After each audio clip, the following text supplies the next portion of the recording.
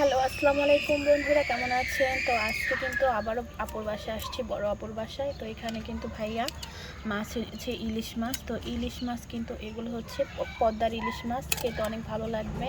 এখানে আমার আপু মাছগুলো কেটে নিচ্ছে। তো একটা প্রায় কাটা শেষ, তো আরেকটা কাটতেছে। তো ইলিশ মাছগুলো কে কে পছন্দ করেন অবশ্যই কমেন্টে জানাবেন। এখানে কিন্তু কাজলি মাছ, আমাদের নানির বাড়ির পাশেই হচ্ছে গাং, সে গাঙের কাজলি মাছ রান্না করবে আপু। এখানে কিন্তু আমার পেঁয়াজগুলো রেডি করা হয়েছে, আর এখানে কিন্তু আমি ডিম দিয়ে আলু ভাজি করবে আপু।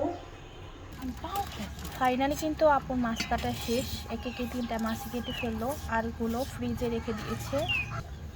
এখানে আমি মাছগুলো আপু ওগুলো ধুয়ে নেবে, এর জন্য ঢেলে নিলাম। তো দেখেন মাছগুলো কিন্তু অনেক টাটকা ছিল। এখন আপু মাছগুলো ভালো করে ধুয়ে ফ্রিজে রেখে দেবে, একটু পরে রান্না করবে।